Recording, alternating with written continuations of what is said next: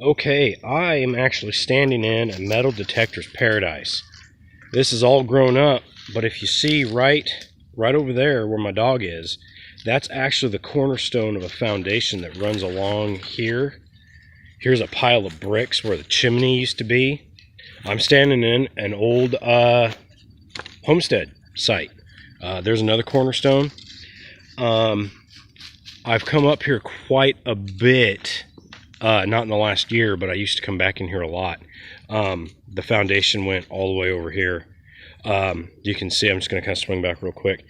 I find like little jars and old rusted out pots and stuff. But I was actually up here looking for Osage Orange because that's one place I've been told you can find it. I almost thought I found a row of it right up over there, but it's just not. It's not jiving with the. It's kind of got the right colored bark. There's two of them right there, but they're not growing how they should be. The leaves don't match, and also this is the time of year that their fruit would be dropping, and there's absolutely nothing. And Osage Orange makes like big fruit, like grapefruit sized, orange size fruits, and there are none to be found. So the hunt goes on. That is one thing I haven't been able to find around here is Osage Orange, but I know it's there. Right there, I think that's a hackberry tree, which that makes a pretty good bow. And there's plenty of bow woods around here. And I'm not just looking for bow woods, I'm looking for other resources and stuff too. But these old homesteads, if you got a metal detector, you can find a lot of neat stuff. Oh, there's an old rusted out container of some kind. Looks like there's even some writing left on it. I don't know if you can make that out. I can't. Off the top of my head, looks like might be an old sign of some kind.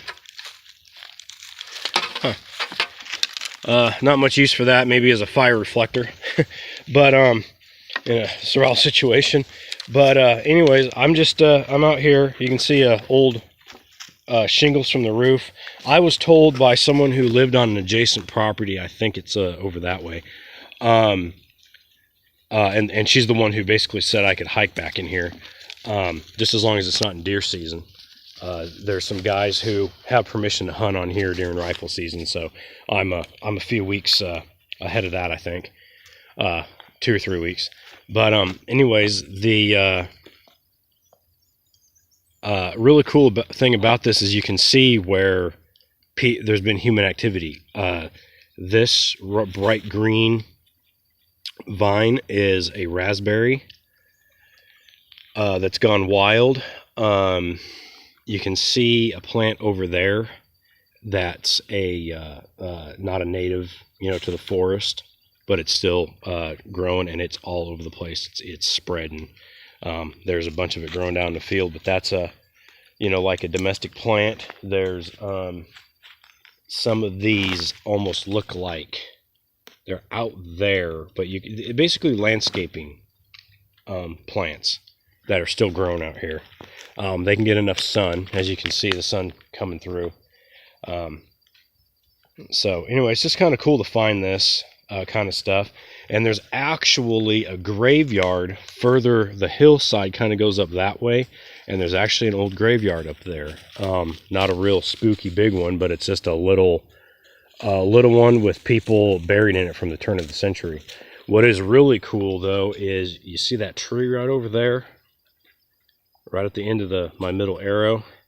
That tree is one of the biggest I've seen as far as across. That thing's almost 4 foot.